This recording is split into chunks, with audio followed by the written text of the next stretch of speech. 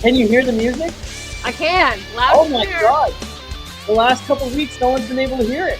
Oh, really? Yeah. Nope. Loud and clear over here. There you go. Hell yeah.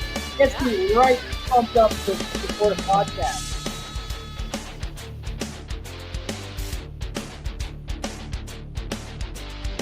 Oh. I can't play for shit, but. All right. Welcome back to another episode of On the Throne with Dick. Shout out to Senjin Boychuk for that intro-outro music. Like no one's been able to hear that for the last, 3-4 weeks.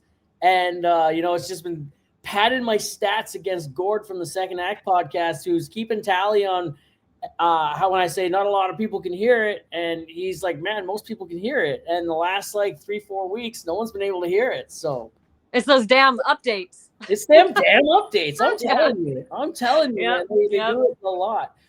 So shout out to Senjin Boychuk, man. Find him everywhere on the socials this week, man. I'm pumped. We got Crystal M from, Crystal Carpentry. Carpentry by Crystal. Carpentry by Crystal Carpentry. Same thing. How's it going? Pretty good. Yeah. It's good. I got a day off today, and I'm hanging out in the hotel. It was a rain day. My wife came out on Friday night, I believe. Nice. And so we got to hang out last night and all day today, and she just left. So she right on. Yeah. So we've been hanging out. We went to Boston Pizza for lunch, watched a little bit of football. It's football Sunday, right? Yeah. So the Chiefs game's on right now. I just finished watching the Dallas Cowboys win a nail biter, and I just became a Buffalo Bills fan recently. I just became an NFL fan. Okay, yeah. So we're in week 2 of the. I guess I'm even speaking the lingo of the NFL now. We're in week 2. Fast learner, right? Yeah. Are you a fan of NFL football? No, I mean I don't really keep up on it, but if my team is going to the playoffs, then I'll watch the game. Seattle, so you're a Seahawks. You're Seahawks. Yeah. I love Seattle. I've been to Seattle a couple times in my lifetime. It was I think it was a 17-hour drive or something like that. Okay. Yeah. We went down there and we went to the very first Starbucks, which was kind of cool. Oh yeah, down in Pike Place, right? Yeah, Pike Place. Yeah. Yep. We did Pike Place is cool. Sky Wheel. Yeah, it is. Yeah, it is cool down there. Yeah, I just went to Idaho and took a venture into Washington State. I went to Spokane, and I took my kids to a Golden Corral. And when I looked at how much taxes we were paying compared to in Utah, I left. I went back to Utah. Yeah. I guess I'm just used to it because I've lived here all my life, but the taxes are fucked. They're so high. If I go anywhere else, I'm just wow, this whole time we're just getting screwed down here. It's bad. It is bad. Yeah. It is bad, man. I live in Canada. I mean, I think all of Canada pays stupid high taxes anyway, but Yeah, man. Yeah. So what have you been up to? Just making art and working. Making art. I love that. That. And who's this here? Who do we got here? This is my cat, Pepper. Pepper. She's wanting some attention. Hello, Pepper. Yeah, we got a cat last year after in the new year. I guess this year in the new year. We got one in February, January. I think it was end of January we got a cat, and none of us knew we were all allergic to cats. Oh no! Yeah, he hid from everybody for the first 3 days, and we were just right. And my daughter was super sad. She's like, unless this cat comes out to play with me, I'm not going to school. I'm not going to school until this cat comes out to play.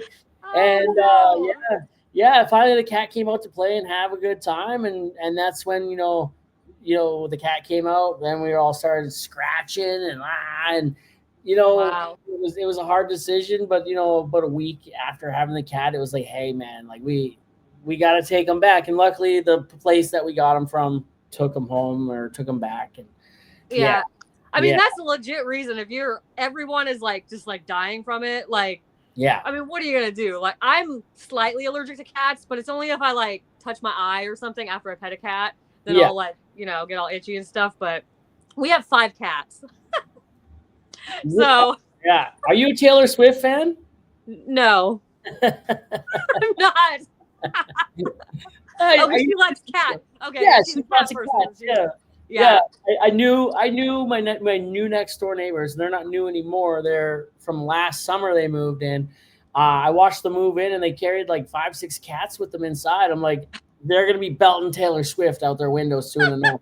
And like, I shit you not, within like a week, they were like, it was obvious they were Swifties. So yeah.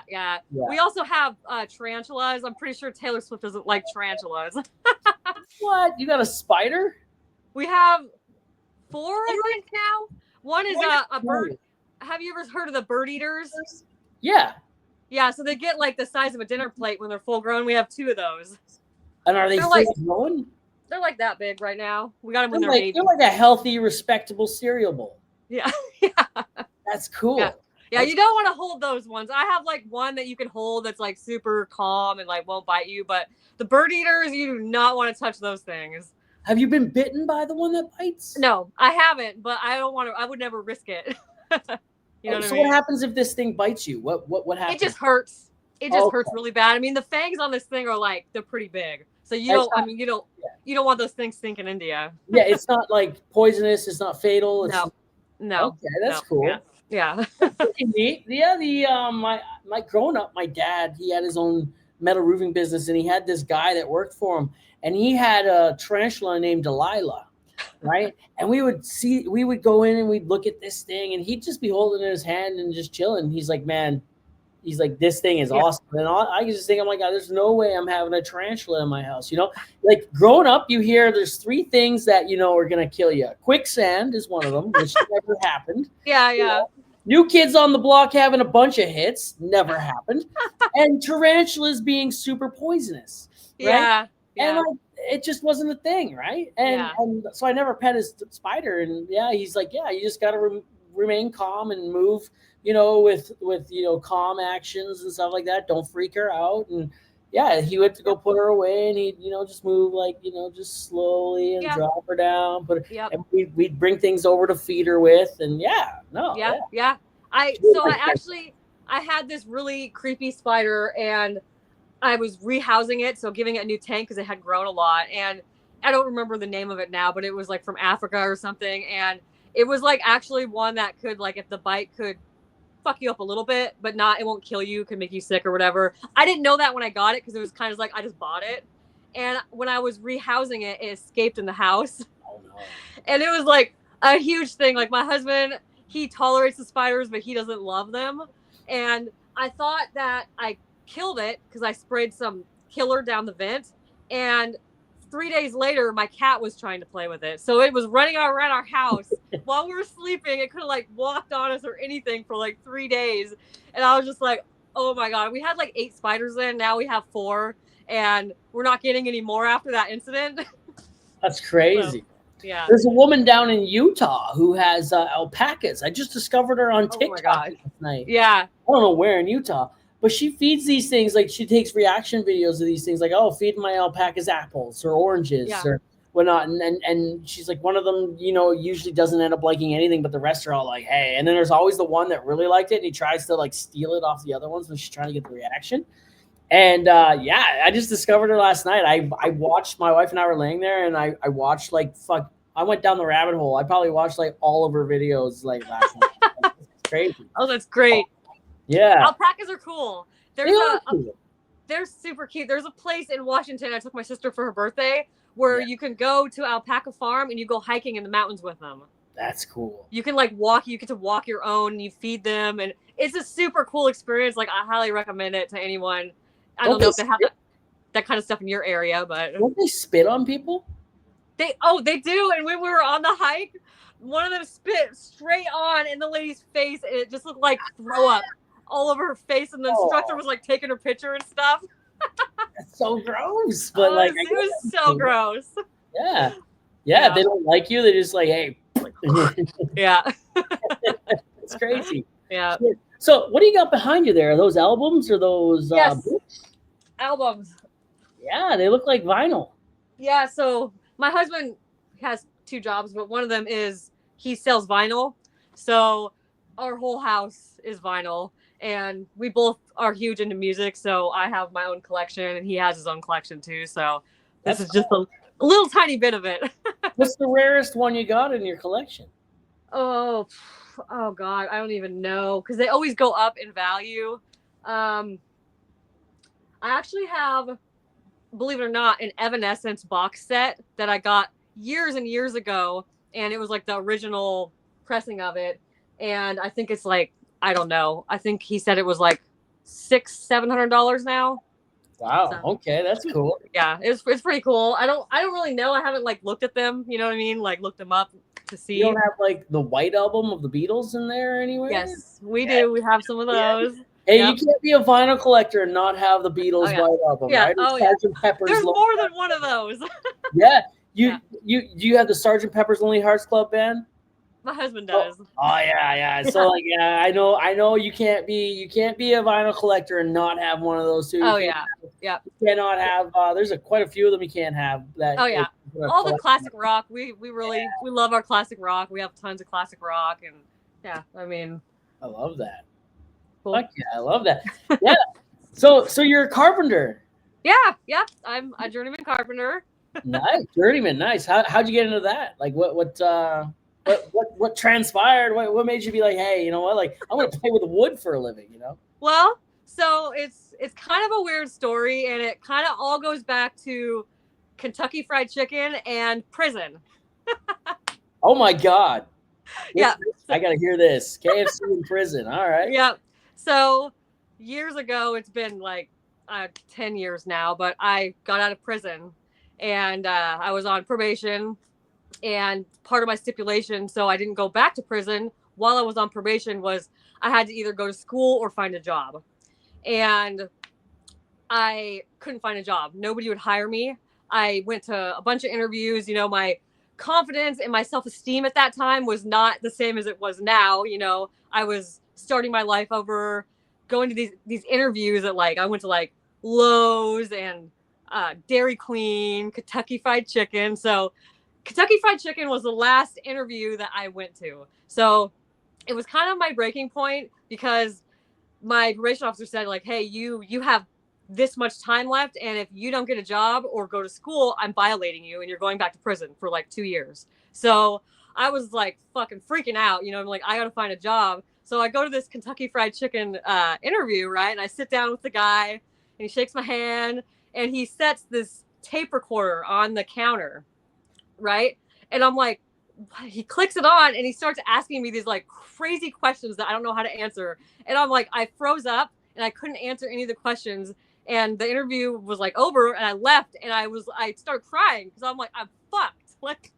I'm so fucked. I can't get a job. I can't even get a job at Kentucky Fried Chicken. Right. So basically I was maybe I should look into going to school for something. I have no idea what I want to go to school for. I don't there's no carpenters in my family or anything like that. You know what I mean? So I started looking at my local community college and I was I looked at welding, automotive, and carpentry. And I kind of was on the fence because I've always been a hands-on person. You know, I could never see myself sitting behind a desk, doing that kind of thing. So I decided carpentry. It was kind of on a whim. And I went and I talked with the instructor and I enrolled. You know, I got financial aid. And I was hey, told my probation officer, here you go. I'm in school now. So it just kind of went from there, you know, and I didn't know anything. I couldn't read a tape measure. I definitely couldn't swing a hammer. I didn't know shit. So I was basically starting from nothing. And it was basically a 2-year program where you get associate's degree in carpentry technology. And it's kind of a pre-apprenticeship in a sense. Yeah. So I completed the program and I did really well. I ended up doing really well. I had great instructors. I had a lot of people, you know, that believed in me and pushed me to do better and, you know, to learn. And I had all that opportunity to learn and grow. And it was, you know, a really awesome experience. And the union in our area actually has a connection with that program. So if you complete that program, you can get direct entry into the apprenticeship. That's cool. So I didn't have to go through the whole process of the apprenticeship, you know, because it's quite the process getting into the union. So I had the direct entry. So then I started the 4-year carpenter's apprenticeship from there. So oh yeah. So prison, Like, you seem like you would rock that place. Did you own that place? Were you like, like running the canteen and like stealing the lunch money and like, like, hey, you can't sit here, Like... Okay, so I spent a lot of time in jail, like in my younger days, like since I was a teenager, juvie jail. I was in and out a lot. And when I went to prison, I was sentenced to 4 years. And the judge gave me the opportunity, and he said that if I can do really good while I'm in prison and then do really well while I'm out, I can do half in and half out. But if I fuck up one time, I have to do the whole sentence, which is 4 years. So, no, I said, fuck that. I am not throwing away 4 years of my life. You're a Girl Scout. Yeah, I did well in there. I tried to avoid people that, because there's fights going on in there all the time. You know what I mean? Yeah. And it wasn't necessarily a new scene to me. So I kind of knew what to expect in a sense. I'd never been to actual prison. It was mostly like jail and stuff like that. But prison is better than jail. I will tell you that. I don't know the difference. Like I'm a what do you call it? I'm a Boy Scout, Like, I've always followed the rules. I've never thought about I'm Canadian for one. I don't know what a gun looks like. So like, I carry a pocket knife on me, but like, that's mainly just, I lose it all the time. I gotta go buy another one. And then I buy that knowing I'm going to lose it. Right. My fingerprints are on a bunch of knives. So that's not good. But, so, I'm Canadian. I've just been a goody two shoes all my life. And it's, that's awesome. Yeah, I guess so. You don't have to go through all the heartache. I really don't drink or do anything like that. I'm drinking right now. You bet. I just discovered these smooth iced teas, so I'm drinking that. They taste like fucking water. So that's so. You were like, did you think about getting in some? You're like, oh man, I just want to jump in there. That's what you mean. But then you're just like, there are some people that try to start shit with me, and there's people are doing drugs in there, and there's. Girls are hooking up with girls, and if you get caught like doing stuff with a girl, that's a violation. And what? Really? That's a violation? If you're hooking up with a woman, that's a violation? Yeah. The girls would be in the bathroom, doing whatever all the time, and I had girls hit on me and try to get me involved. And I'm not like into that kind of stuff, but at the same time, like, do you think the dudes are treated the same? Do you think the dudes are treated the same? If in male prison, do you think they're treated the same? Like, hey, you get caught having sex with another dude that's in prison, or do you think they stand around and be like, ooh, ooh, ooh, ooh, ooh, right? Like, that's what I picture in prison to be, right? But like, I don't really know. I've never had that conversation with anyone. I'm kind of curious now. Probably you're not supposed to be having like sexual interaction with anyone in there. You know what I mean? So probably I would say. Yeah. It's like, remember the movie The Other Guys with like Will Ferrell and what's his name? Mark Wahlberg. Like, I hope you like to taste of prison food. Yeah, and penis, right? And I think I know what movie you're talking about. Yeah, it's super funny, isn't it? Yeah. I remember that movie. That movie. I wouldn't picture you for like, a goodie. Like, I'm not a goodie. I wouldn't picture you as a badass because I've seen some of your videos, and you go to like fucking like medieval fucking fairs and shit. Like, you remember that movie Role Models where Augie is like, kiss my Anthea, and like, like they're doing battles in the park and shit like that. And I don't remember that movie. Nope. You don't remember that movie? No, I'm gonna have to check it out. Oh wow, that's such a good movie. Sean William Scott's in it. Paul Rudd, the guy from Superbad in it. McLovin. Oh, what? Yeah. Okay, I'm gonna have to check it out now. Yeah. I just picture you like to be a little nerdy, right? And like, no, and that's cool. It's funny because like a lot of people that meet me now, like professionally, like on the job, and like just in general, they're usually like, if they do find out or the conversation comes up, they're just like, are you serious? No way. Like, I would have never pictured you that way. You know what I mean? Yeah. And even my husband didn't know me then. He only knew me when I got clean and I got out and I was, getting my shit together. So even he's like, I can't, it's so crazy to me. Like, I picture you going to prison for slaying like a level 7 orc, like that's why I went to prison because, an orc crossed my path. And I just fucking slid his throat, Nope. Yeah. Nope. Wow. That's crazy. Wow. Good for you. Yeah. It's been a journey. No shit. The other, like the other stuff, like the carpentry, you know, you do like you're an artist, right? Like, so like what kind of artist stuff do you make? Like, do you build houses? Do you frame houses with your wood and then like you're over here? Like, I seen a video. We'll get to that in a minute. But like, what kind of carpentry do you do? What kind of carpentry do I do? Yeah. So I'm actually not union currently. I was union most of my career, and I worked for a general contractor. I mostly did like we worked on like sky rises and, you know, towers and just like in the main Seattle and stuff like that. So I've done a lot of everything. I've done like concrete framing, finish work. I mean, drywall. I've done like so many different things during that time period. What I really like is the finish carpentry. I'm pretty good at it and I really enjoy doing it, but really I enjoy all of it. Now I work for a smaller company and I do like remodels for like retail spaces and apartments and stuff like that. And I really like that because I have like a really flexible schedule and I'm the boss and I have a small crew. And I really like that more than the high rise thing, because when I was doing that, I had no time. Like, I just was always thinking about work and it was just like stressing me out all the time. I had no time for my family and friends. And like, I just feel like I had no life. Yep. So, and I wasn't working on my art. I was losing my creative side. And I just, I don't know. I just decided to make the change and I'm really glad that I did. Yeah. Hell yeah. That's important. You know, like you gotta do what makes you happy, right? If you're starting to lose your spark, you know, like that's pretty much all we have, right? We have our spark and our passion and our interests. You start losing that, you start losing yourself, right? And then what's the point, right? So no, good for you for getting back to that. I had a really rough year last year and a little bit into this year with my mental health. And, you know, I got diagnosed with borderline personality disorder, you know, and it was starting to really fuck me up, right? My whole life, I've just had this feeling of being like, I guess, not really being welcomed anywhere, always feeling like, you know, people are talking shit and they don't want me around. And if you know, my boss, he says, he's known this for a decade. He's like, yeah, man, I know you've been fucked up for 10 years. And he said, right. My wife is like, yeah, we've been together 20 years. And she's like, I just assumed you knew. Right. And she's like, I just assumed you tolerated me, is what she said. I assumed you tolerated me. Right.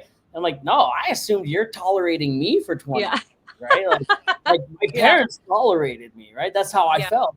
And, you know, like the abandonment side of BPD, I don't know if you know anything about BPD, but like it's a little bit pretty fucked up. Yeah. I got help, you know, I got diagnosed. I started seeing videos online everywhere. I started feeling more understood, more whole. You know, the one thing the doctor or the psychiatrist said to me when they diagnosed me, it was like, what do you want this diagnosis for? And I'm like, I want to feel understood. I want to feel like there's a reason, right? And a reason and a way forward, you know, some help out there. She's like, yeah, okay, that's what I want. She's like, I don't want you using this as an excuse. Right? And I'm like, no, that's not it at all. Like, you know, like I always knew I was a piece of shit. So there's my, you know, no, it's been a really rough ride, you know, for the last, I guess, 9 months now. Like it's been, I've said this quite a bit. The journey to being a better person and healing is anything but peaceful, right? The way back is not peaceful. Totally understand that. And mental health is so important. Like I can't even stress that enough. And I myself have done a significant amount of counseling. You know, I was pretty fucked up back in the day. And I did a lot of counseling and it really, really helped me learn new perspectives, learn about myself, and just become a better person, you know, in general. So, Hell yeah. I saw a video that you made with those Viking chairs that you were making, right? And I'm like, man, I did that when I was a kid. We did that in Boy Scouts, right? And cool. I painted mine. Mine was yellow and had like the outline of like a wolf howling at the moon on it, and we cut it out. And we had to make that. I think I still had that up until, I'd say it's been like 28, 29 years since I made that. So 30 years, for 30 years. And I think as early as 20 years ago, I seen it. 15 years ago, I seen it last. Right? It might be in my dad's garage somewhere still or whatnot. That's cool. That's cool. Right on. It's a fun little project for like kids and stuff. For anyone can make that. You know what I mean? It's like one of those things that's just super fun and you can use it for years to come. Yeah, when I saw that, it brought back the nostalgia, right? It's like, yeah, damn, I did that when I was like 8 years old, man. That's pretty neat. Of course, I didn't do it myself, you know. Yeah. I wouldn't trust myself now with a fucking, Sawzall. You give that to an 8-year-old me, I'm likely to chop my finger off or something. Yeah, something's gonna happen. Yeah.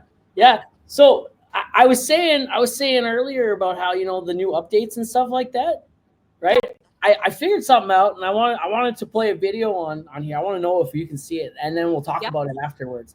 Okay. But let's see if this works.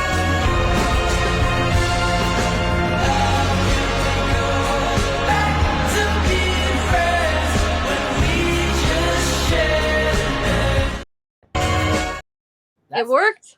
It worked. It yeah, worked. It did.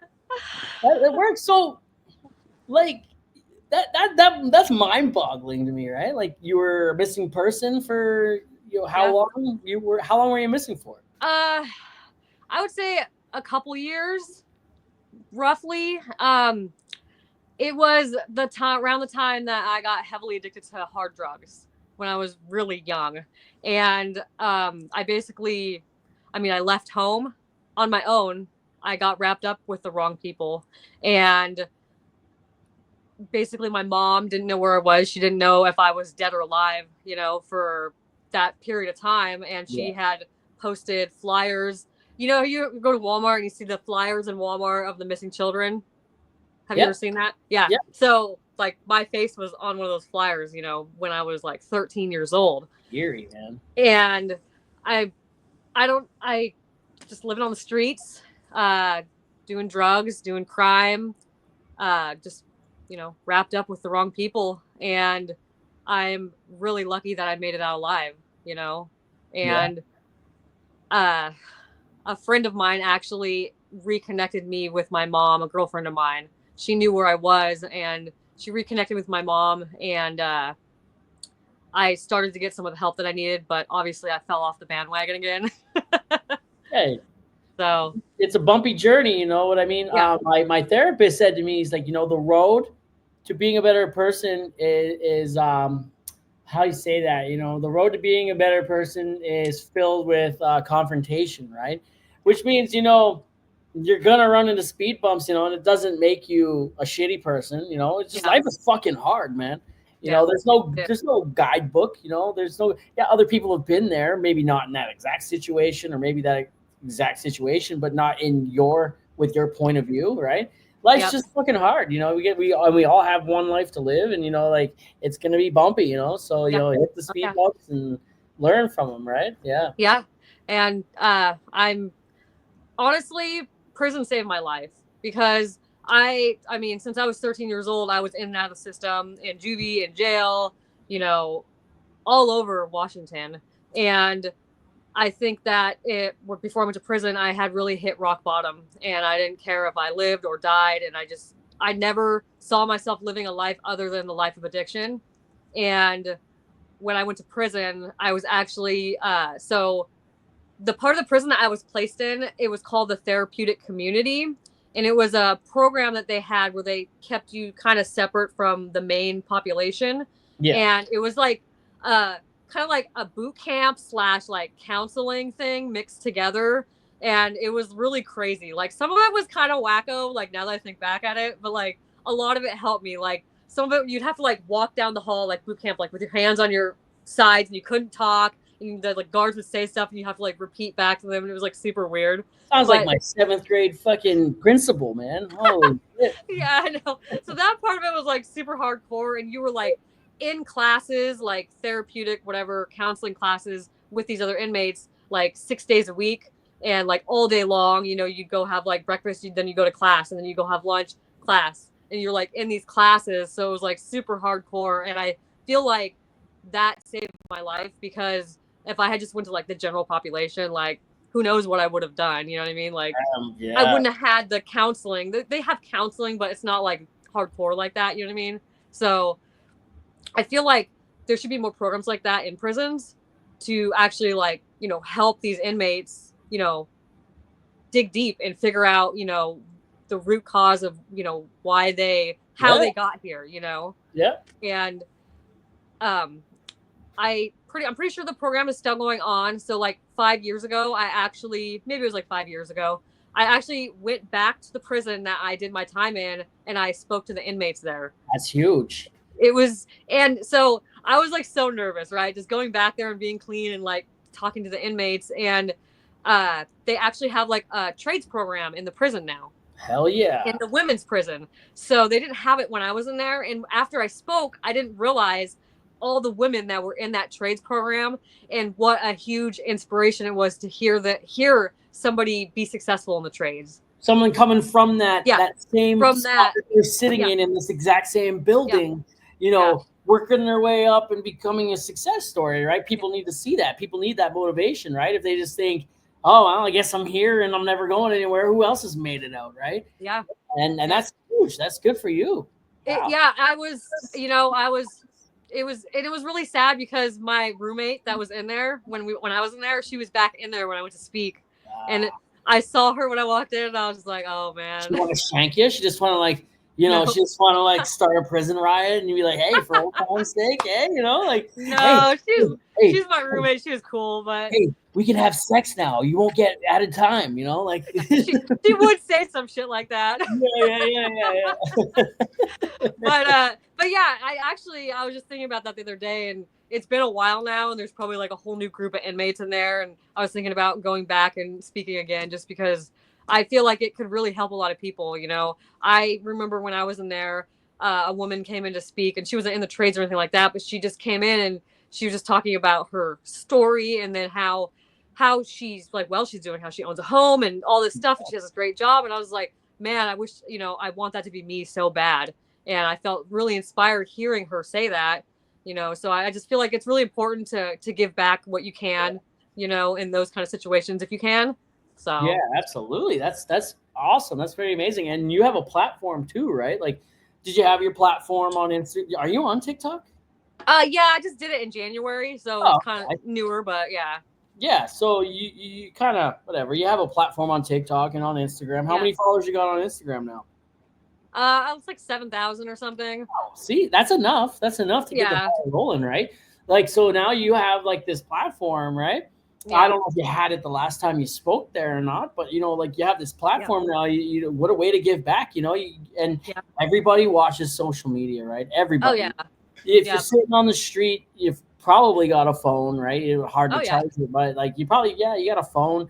You probably scrolling reels or some shit, and people see what they need to see, right? And sometimes what they don't want to see is on there too, right? So you talk about how you went to prison and how you like got out and got into a trade, and show yourself speaking at this prison for women and what they offer and whatnot. You could really help someone. I don't know. Someone might be shitting on the street, maybe wanting to cause a crime just to get into this program. Like yeah. Yep. 3 square meals a day and a nice warm bed. Yep. Yeah. Hey, no, some people do. They're going through such like a hardship on the streets that they're just like, fuck it, I'm gonna go, rob this store or whatever and get some time so I can be comfortable for a while. So, hey, I work in the oil and gas industry, and we stay in camp, right? And in Fort Mac. And over the years, I've been in the industry long enough. I know some guys, they're there for a quick buck. I can come to the oil field and I can make really good money quickly. I need like a quick 6-7 grand. Okay, I'll go to work for a month, right? And then I'm back. And they use camp, all the food you want to eat, and a nice warm bed to sleep in, and a gym if you want sometimes, and and they've used it for that, right? And these people aren't the greatest people to work with, but I've worked with people who have a nice home and a family, and who are just as bad, if not worse, sometimes. Right? Yeah. Oh yeah. Yep. Yeah. No, it's that's pretty good for you. No, your platform and what you're doing there, and good for you. Good for you. Thanks. Awesome. Thank you. Yeah. Can you see me clearly and hear me just fine? Yeah, it's perfect. I'm not like, oh. No, it's pretty good on my side. All right, good. Yeah. The podcast is being recorded. I'm in a shitty town with terrible Wi-Fi and terrible cell service. I'm using the Starlink that the podcast was just sponsored with. So, cool. Yeah, it's like, it's crisp and clear. You know what?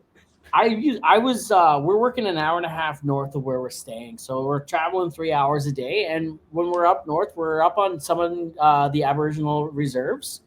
And there's no cell service up there whatsoever. During the day while we're surrounded by 3-4 wildfires that are going on, and the air quality is shit. But yeah, there's no cell service. And I have this Starlink out there, and I just pop it up on the roof, and it almost feels unfair to my phone. Like my phone can't handle speeds this fast, right? My phone, I also don't want to throw it in the garbage or something, Yeah. So with your line of work, do you have like a certain amount of time off per year, or do you just like work 24/7? So in the summertime, I work road construction, right? Yeah. And so there I work long weekend to long weekend, right? So like you could work for a month or two between the long weekends, and you work every day. And after a certain amount of days, they have to reset us for a day. But usually we have a rain day or whatever in there. Yeah. That, work makes up for that. Yeah, we're working like 12 to 14 and a half hours a day. Yeah. And then in the wintertime, I work in the oil patch, and I work 20 days on and 10 off, and they fly me in and out. But before that, I only started working there last winter. Before that, I was working on a vac truck, and I was gone six months at a time at times sometimes. And home, I spent 20 days at home in 2 years, which was hard. And working, you could work 4 hours a day. You could work 40 hours straight. You never knew what was coming, right? And that was hard. That was really shitty, and it stressed me out. But the podcast was built on that schedule, right? Like I haven't missed a day in 143 weeks, or haven't missed a week in 143 weeks. I guess I should say 44 weeks now. That's impressive. That's impressive. Yeah. Built off a schedule where I was on call 24/7, had no idea what was coming, so I had to stay 4 or 5 weeks ahead at a time, just in case.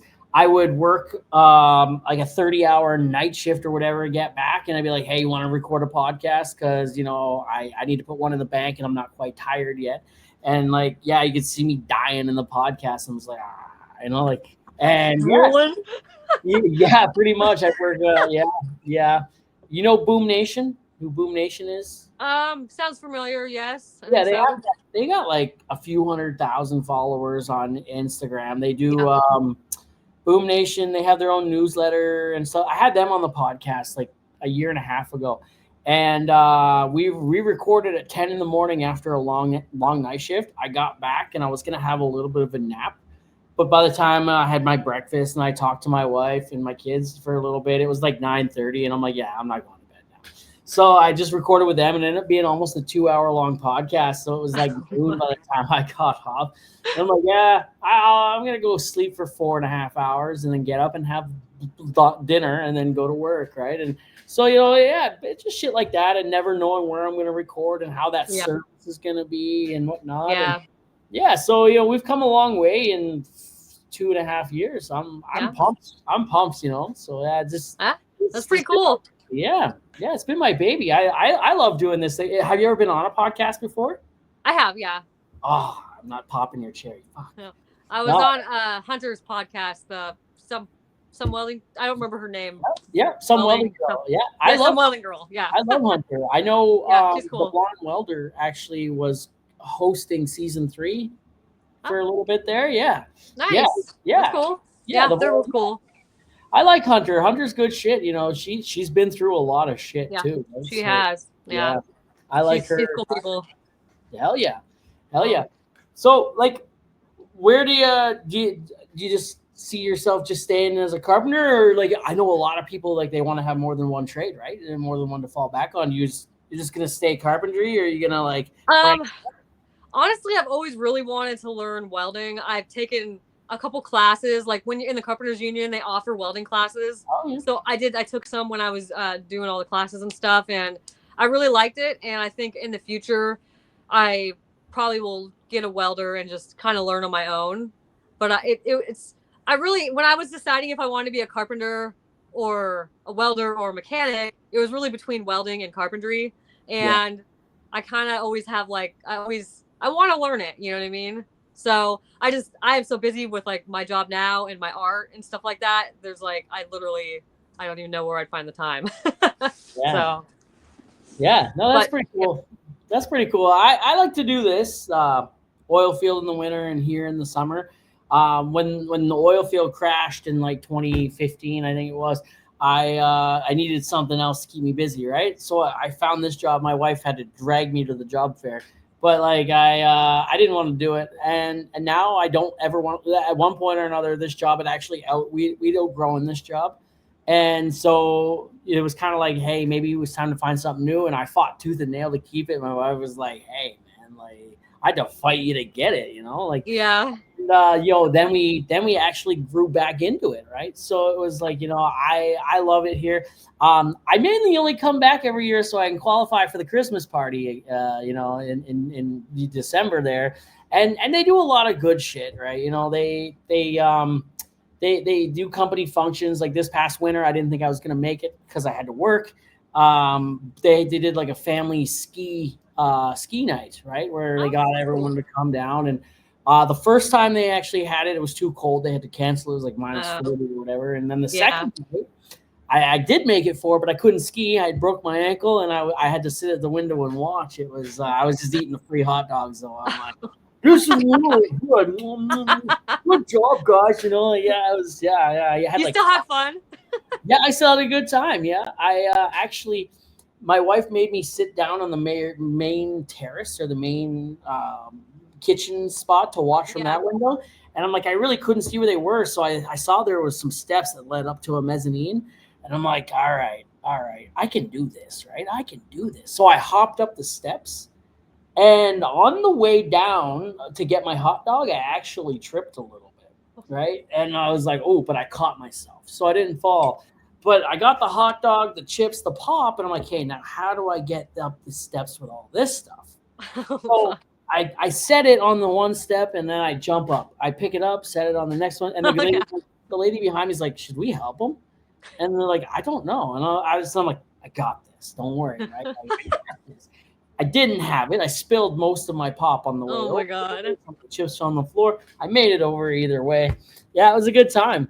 It was a really good time. Too bad you didn't get like a video of that. That would have been fucking incredible. If there's what are you gonna do? Like go down and set your phone up and then come back up? Yeah. Hey, just you know what? Let me redo this again. That's something I would do.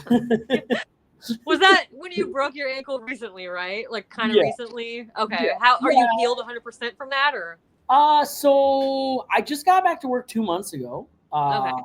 July 5th was my first day back to work. I had 5.5 months off or something like that. It was 5 months off maybe. That's a long time.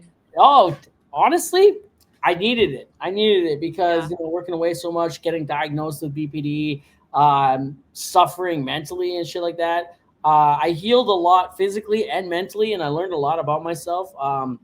In that time, BetterHelp sponsored the podcast. Yeah. And so I got free therapy, which I would not have been able to utilize had I been on the road. Yeah. Working all day long, and, a therapist is not going to be available at 8 or 9 o'clock at night, right? So I actually got to do therapy at like 9 in the morning, 10 in the morning when he's free. Right. Yeah. And honestly, I learned a lot about myself. Right. And it was pretty interesting. And, my family, we got to experience each other in ways we hadn't got to experience before. I joined my kids' parent teacher council. Right. Nice. I crutched in there the first couple of times. I'm like, peg leg. Right. And so is it healed all the way? The first month back, it was really shitty. I was moving around, hobbling, and walking on even a pebble underneath my boot or a decent sized rock, I would feel it. Yeah. So I broke the fibula. I dislocated the talus bone. I broke something else. Yeah, it was a good time. I really fucked her up pretty good. And now it only hurts when I sit for a while and it stiffens up. And really? And then I get out. I just move it around a little bit that I can walk on it freely, but. My boss was saying the other day when I walk a little bit now, I was pigeon-toed a little bit before and I straightened that out. Now it's pigeon-toed a little bit again. Oh, is it? Yeah, and I had an arch in my foot before and now it's flat, right? So you got to walk that way a little bit more. Yeah. And For the fibula, I feel that a little bit. Like after a long day, I'll feel it. It doesn't hurt. It just you just feel it. Right? Yeah, it's just there. You notice it. Yeah, it's there. And the doctor said that could take up to a year to fully heal. Yeah. So, whatever. We're doing whatever. And I started running. I can run again somewhat. Yeah. Okay. Like I can't go top speed and chase after the ice cream truck or anything. Yeah. But I can do that. And then what else? I tried going to the gym. Maybe a half hour was too long on the treadmill, but my foot felt really like jelly, felt like jelly and hurt a little bit. 10 minutes probably would have been better, 10 probably minutes to start. Yeah. You're supposed to ease into it, right? Yeah, and I gained 20 pounds while I was sitting around doing nothing on the couch there. It was great. It was great. I watched so many TV shows. Yeah. I gained like 20 pounds, and I feel like I've lost that and then some. So okay, good. Yeah. I actually had an injury in the very beginning of the year, or Christmas Eve. I fell down my back steps carrying a bunch of lumber because it was icy out. And when I fell, I hit my head and got a concussion. And then when I fell, I flipped around and the lumber fell and landed right on my tailbone. And I already have kind of a bad back. So I jumped up. I posted a video of it on my Instagram, but it was on my surveillance camera caught the whole thing. Oh yeah. So when I jumped up and went and laid in the bed, and we had a bunch of people coming over because it was Christmas Eve, right? They're gonna arrive at any time. And I just I couldn't sit up without getting all this pressure in my head. It felt like my brain was being squished, right? And I started getting nauseous and throwing up, and it was fucked, and my back was all fucked up. And so I ended up having to go to the ER, and I had a concussion, and I didn't break anything, thankfully, but my tailbone was kind of messed up. And I've never had a head injury before of any kind. And let me tell you, head injuries are fucking no joke. I couldn't believe, I started getting migraines and super bad headaches, and it just dealing with that. I went back to work after a couple weeks, and it was really rough. I was because I work 10s usually. Yeah. So I could barely get through the whole day. And I was just getting sick at work and these migraines. And it was just what the fuck? We were playing football outside at school in grade 11. And we were just lunch recess thing, right? Just throwing the ball around. And I caught the ball, and I would hit anybody so hard. I didn't care. I'm small. I'm a small guy. It's I would hit anybody I could. I caught the ball. My head was down, and this bigger guy than me, probably outweighed me by 80 pounds at least, and much taller. He hit me so hard, and my head was down, and I landed. I don't know how I landed, but I couldn't move for 10 minutes. I couldn't move. Right? Yeah. It scared the shit out of me. I got up, and I was very, very obviously concussed. And it hurt for months to walk for months. I felt it in my ribs, felt it here. I got up though from that recess, and I got up and I went to gym class, right? I'm right? I'm yeah. We played basketball, and I couldn't even throw the ball. I was just dribbling it it was a weird drill. Yeah. I remember how that must have looked. That's just part of BPD, right? How that shit must have looked. People must have thought, man, this guy's a fucking idiot, right? Oh my God. I still think about that vividly, right? How they're sitting at home 20 years later, remembering that guy who threw them the ball like this, right? Right. And it haunts me. Yeah. It haunts me. I think we have those things, you know what I mean? Those embarrassing things. Yeah. And sometimes they just haunt you. You're laying in bed and fuck, I can't believe I did that 20 years ago. I'm such an idiot. Why did I do that? Nobody probably even remembers but you. You know what I mean? Yeah. There's shit that I've done, 20-ish years ago that I'm just why did I say that? Yeah. Why did I give that look? They're probably sitting at home with their kids, being yeah, this fucking idiot. If I ever cross their like timelines, their FYPs or whatever, or they listen to the podcast, they're probably like, that's the guy that looked at me like a fucking idiot 20 years ago, you know? Like, yeah, probably. You never know, right? You never know. Yeah, but it's probably not like that. And I know that it's probably not like that. Like, but then again, like I see this kid on my Facebook sometimes, right? And I remember that as the kid who I let sleep over at my house. And when he slept over, he stole all my Pokemon games, right? And that guy sent me a message. He reached out to me 3 months ago. He's like, hey, man, he's like, I was kind of shitty to you when we were 12, 13. And I'm like, bro, I fucking hate you now. You know how hard I worked to like get all those Pokemon? Yeah.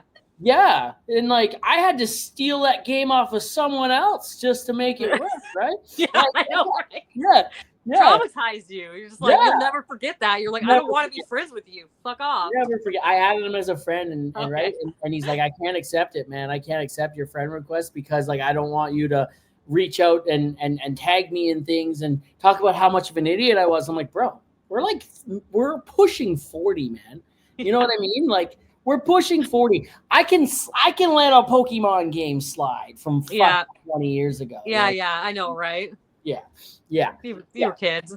It's all good. I tore a strip off of them like 10 years ago. Actually. Yeah. Like, I'm still holding on to this, you know. Like, I tell my kids now, hey, Dad, can this guy sleep? Can this girl sleep over? No, she's gonna steal your shit, and then you know, like, yeah, no. It's gonna traumatize you. Yeah, 20 years later. Yeah, you're gonna remember this when you're 40. No. Yeah, well, now they're just gonna remember you telling them no to sleepovers. Well, yeah, I mean, like, I'd rather that than have to deal with some bullshit, and I paid for their shit, so I'm not. It's not getting stolen. Yeah. My oldest daughter. It's bad enough that she'll take her toys to school, and she'll give them away to her friends. She'll be like, "Hey, you look like you could use this toy. Here you go." And I just found this out. The teacher told us, and I was like, "Are you kidding me? Are you the toy that you cried for while we were walking through Walmart that you begged me to get you? Had to have. I promise I'll do the dishes, Dad." Okay, cool. So now we're donating them to the kids that are more fortunate than us, or I don't know. Like hard to say, right? Hard to say. Yeah, it's crazy. It's wild. Oh, it's funny shit. Yeah. Hey, do you know what viscosity is? Viscosity. Tell me. It's like a fluid's resistance to flow, right? Like how thick the fluid is. So where I'm going with is the podcast is sponsored by the Mudman. And the Mudman deals in the thickness of your load. And you can take that however you want to. I mean, the thickness of your load. You've been to prison. I know what you're talking about. Yeah. Straight to the gutter for me. Straight to the gutter. Hey, and that's perfect. That's where it's meant to go, right? Yeah. He loves that shit anyway. Yeah. So the Mudman, you know, for all your drilling fluid and laboratory testing equipment needs, you know, he deals, you know, in drilling fluid and stuff like that on the drilling rigs, right? Where, you know, they deal with that stuff. And he's got all this high-tech fancy gear that didn't have 15, 20 years ago, right? So yeah, it's pretty neat. And, you know, that guy reached out to me.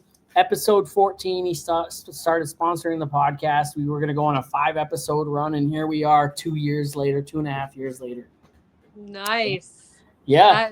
That's pretty fucking awesome, man. Sponsored it with a headset and a mic to start, and then, you know, last summer he's like, "Hey, here," and he sponsored the podcast with MacBook Pro, so now I can edit, and this is where I do all my recording now too. Got me off the phone, and nice. It's been a pretty good run and solid guy. Yeah, solid. That's cool. Right on, man. Yeah. Absolutely. Oh my God. So how did you get hooked up with Troll? Someone recommended me, actually. Nice. Who do you know who recommended you? Yeah, Bailey. Okay. Yep, Bailey. Yeah. Her username Barnes. I don't know. Bailey Barnes. Yeah. Bailey Barnes and I have a little. Her and I like Bailey. You know, like for everything that's happened between Bailey and I, we had a little bit of a beef thing going on. It wasn't public. We didn't, you know, we didn't blow it up or anything like that.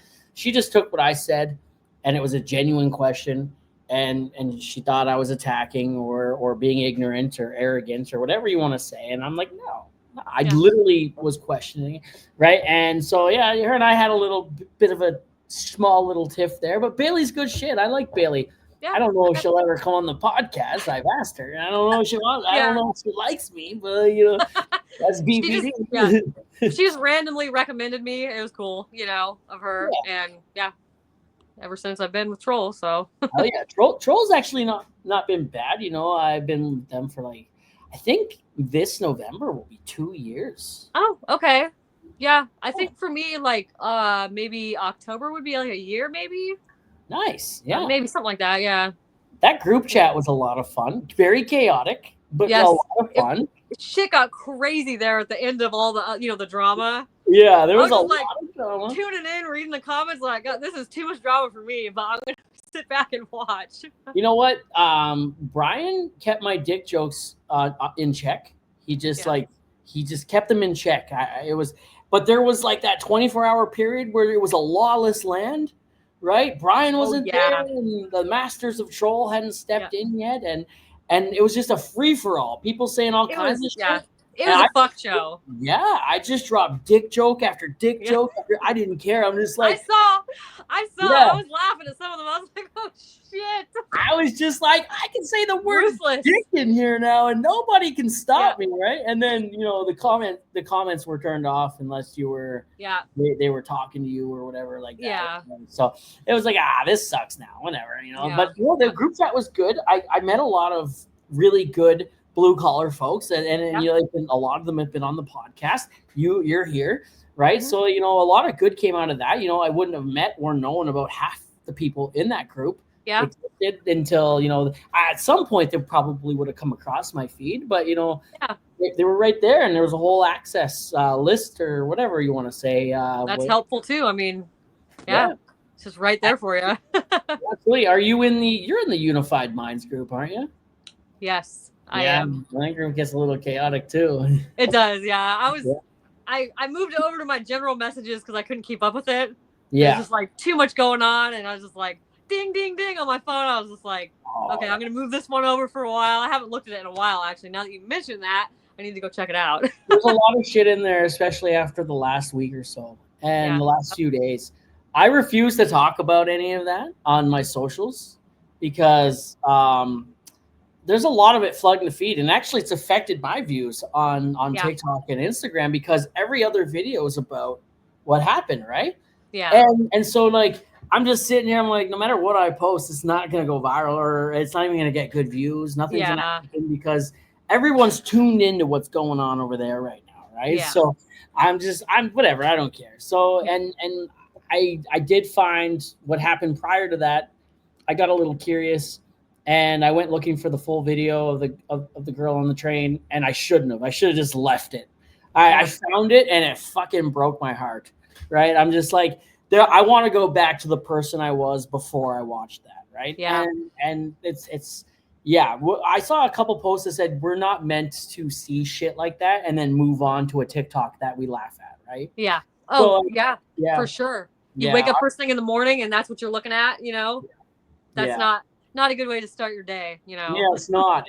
And I saw it when I was at work, and I'm just like, motherfucker, right? Like, shit. So I get it. Like, we're not meant to do that. We're not supposed to do that. We're supposed to feel those feelings and then sit in that for a bit. But in order to go back to somewhat normal after watching that, I had to go and watch a video that I could laugh at, right? Yeah. I had to I sat there. I probably watched that video, the whole video. I probably watched it like 5-6 times. I'm like, it's brutal. I'm just like, there's no way this is real. Like, there's no way. It has to be fake, right? And then to find out, like, that shit's real, and it kind of broke my heart a little bit, right? Yep. Yeah. It is. It's heartbreaking. Yeah, and it's really sad, but I mean. Yeah, I don't know. I don't know, man. I don't want to make videos about it. I don't want to talk about it too much on the socials, and fucking I know there's two ways it could go. You're gonna get a lot of hate, or you're gonna get a lot of people like, we love you, right? And I don't want you to love me for shit like that, right? Yeah. Like So like, whatever. That's part of politics, and I stay the fuck out of it, right? And yeah, I'm the same. I try to stay out of that stuff. Yeah, yeah, it's pretty shitty. Someone did say that, like, what about the school shooting? And like, if you really think about it, he was shot at a school. It technically is a school shooting, right? Yeah. Technically, yeah. Yeah. I didn't even think of that. Yeah, my wife had never heard of him until all this had happened. Neither had my husband. I fucking love this guy, right? Like, I watch his shit all the time. Yeah. Right? And like, you don't have to agree with it, but like, you got to respect how he did it. He came at you respectable. He didn't belittle you for your thoughts or your feelings. He just said, "Hey, this is mine, and what are yours?" And okay, well, here's where I think we could meet in the middle, maybe. Right. And a lot of people are taking a lot of his quotes and using them out of context. Yeah. And it's pretty. Yeah. So my wife went down the rabbit hole with me there last night after we watched Llama Girl. And, Llama Girl. Was it the Llamas? No, it was, what was it? The Llamas? We talked about it at the beginning. Was it llamas that I can't remember. Alpacas. Alpacas. Okay. Alpacas. You're saying llama. Llama's weird. It's you're saying llamas. Hey, I say zebra. I was like, what are you saying? I don't know. I also say zebra, not zebra, because in Canada it's Z, not Z. Okay. Yeah. No, I don't actually call it a zebra. But So she went down the rabbit hole with me on his videos last night. She's like, I actually like this guy. This guy's like well spoken and like respectable. And I'm like, you gotta go your shit. Right? I showed my husband because we were watching some of the videos too, because he didn't know about the guy at all. And there was a lot of videos I saw that I was like, okay, yeah, I agree with that. And like, fuck yeah. And then there was some I saw where I was like, no, fuck you. So it's kind of like, I don't know, but I mean, for him to be killed for speaking his mind, I mean, well, I don't know. That's fucked. Yeah, there's a lot of nobody deserves that, too, right? There's a lot of conspiracies out there about why it happened and who did it, and it's like, if you don't have the guy now, by this point in time, you're never gonna have him. Or you never know, right? Oh, I thought they caught him. Scorned. Could be a woman scorned, like they didn't catch him. I thought they did. Wow, that could be a patsy, right? Yeah, totally. Yeah. The guy I saw in the picture, I was like, "There's no way that guy did that." Yeah, no, that's a 200-yard shot. That was pretty. Yeah, an excellent marksman. That guy's playing a lot of Call of Duty. Like he looked like he probably did play a lot of Call of Duty. The guy he probably did. Yeah, like he just shoots the gun. He's like, that's a lot more real than it is on screen. He's gonna spawn at any minute now, right? Yeah, it's coming, right? No, no, there's no spawning. No, not at all. I don't want to take up too much more of your time there. I appreciate you coming on the podcast, and I like it. I have to wrap up the pod with one last question, and that's Mount Rushmore has like 4 of the most influential people in the history of, I guess, America up on the rock. If you could have your own Mount Rushmore, 4 people that you look up to, inspired to be, or that have inspired you, dead or alive, real, not real, who would they be and why? So I actually knew you were going to ask me this. Oh, you listen to the podcast. I have been listening to your podcast. Oh my God. And I've been thinking about it because I was like, God, I don't even know what I would say. But I do. I have 4 people. And they aren't celebrities or anyone like that. But I would say number 1 would be my first carpentry instructor when I first went to college, that believed in me and never gave up on me and set me up with all the tools I needed to succeed. That guy, he will always have a place in my heart. He's like family to us. Like, we see his wife and him sometimes, and he's just good people. You know what I mean? So he would be my number 1 because he helped me get to where I am today, even though it was at the very, very beginning of my journey. And then probably I would say my next 3 people would be family members of mine, just because, again, they have stood by me through, everything, which would be my mom. She never gave up on me. She never turned her back on me. She was always there for me. Another reason why I succeeded is I had her on my side. And then my sister, she also, same thing. She's always been there for me and never turned her back on me, and a huge part of my success. And then my husband, because he's always cheered for me and been there for me too. And he's seen me through some hard times. So cheered so loud you didn't pay attention to who wasn't. Yeah.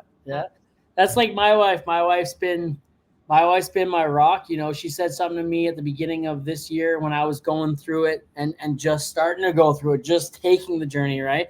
And she's like, hey, I've had to fight you for you every day for 20 years, right? She's like, I've had to fight, like, and I repeat that all the time. I repeat that back to myself all the time, like when I'm having a bad day or when I'm like, man, nobody, when I start going and having an episode or whatever, one thing that really grounds me, my wife has my back and she's fought me for me every day for 20 years, right? Yeah. And like, that just grounds me, right? It's just like, hey, that's all that I need, right? And that's huge. That's all I need.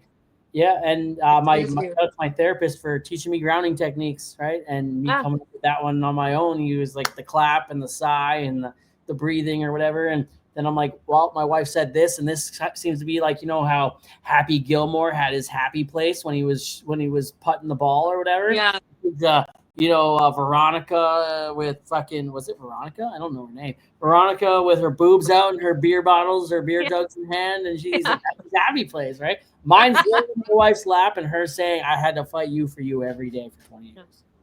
Yeah. 20 years. Congratulations on that. Because that's this day and age, not a lot of people make it to 20 years. It seems like everyone's, you know, I don't know who trapped who here. I don't know who trapped who, right? Like, you know, like, are we lazy? Did we just get lazy and complacent or what? Because we know since the end of grade 11 and, you know, like, for me, it was just like, once I want to marry you. And once I knew I wanted to marry her, you know, it was kind of like, I only plan on having one of those. Yeah. And that's it. If you don't like me, turn around and come back again. Maybe, you know, like go to bed, go have a nap or something. Yeah. Yeah. Go have a nap because this is my ride or die. And hey, she feels the same way. So, you know, she's like, if I didn't care about you, I wouldn't be fighting you all the time on certain shit. Right. So and I appreciate the hell out of that. I remember we were 21 years old, 22, 23, those few years. And, you know, if something was bothering her, she'd wake me up in the dead of night, 2, 3 in the morning to have an argument with me, right? And I was so mad. I was just like, what the fuck, right?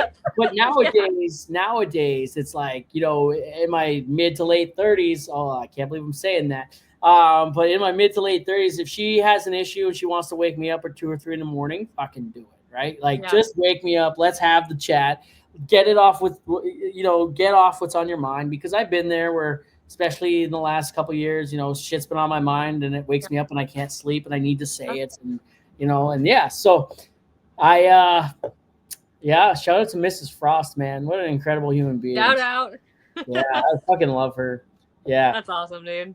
So before we go, what episodes did you listen to? I love asking and I love listening because, like, you know, I like getting feedback on that stuff, right? And I listened to, I told you, Blue Collar Code, Hunters, and then I can't remember the name. I started a couple other ones. I didn't finish them though. Oh, that boring shit. No, I sidetracked. Yeah. I'm Bobby's trying to remember the other ones. I like Bobby. Blue Collar Code is Bobby, right? I love Bobby. Oh, Bobby's awesome. Yeah, he commissioned me, and I made him do you see the license plate? No. Oh, check! I made him a giant Arizona license plate with his partner's name on it, shotgun, instead of the, you know, numbers. How much does something like that cost? I might have to get something like that done for me. It just depends on like how you want it and how many details, and I mean, usually it can be between $1,000 and $2,000. Wow. Okay. Yeah. All right. Time is what takes the most. They're very time consuming to do everything by hand. 100%. And why not charge that much? You know what I mean? Like, it's your skill, your time, and fuck yeah. So right now, okay, what's my GoFundMe? Let's put the GoFundMe up there. So, yeah. No, I'm definitely, I got to look into something like that. So yeah, that's cool. An Arizona license plate. Got to get an Alberta license plate with like Frost or something on it, or, you know, Frost fam, or I don't know. Yeah. That'd be bad. It turned out really cool too. Like, I've never made anything like that before, because a lot of my art is more like, I don't know. I don't do license plates. I mean, It's not something I usually do, so it was the first time for me, and it turned out really cool. He was happy, so. You don't do license plates, but if I need a fucking wooden door made, Crystal's my girl, right? Oh, shit. You make that bookshelf behind you with all the shits on it, like. No, that's fucking IKEA. That's IKEA. Hey, I mean, hey. It works perfect for those, so. Yeah. No, that's cool. I gotta look at more of your stuff that you've built because I see your videos and stuff like that, and I see things that you've designed and stuff. And I like your work. So yeah, it's really. Thank you. Yeah, absolutely. Well, thanks for coming on. I appreciate it so much. We got to get you back on, right? Because man, I'm down. We'll shoot the shit again, guarantee it. Good, dude. I'm right. down Hey, for that. Crystal, stay frosty. Thanks, I will do. See ya. You can hear the music on the way out? I can. Oh, I didn't even talk about your guitar. See, part 2. Yeah.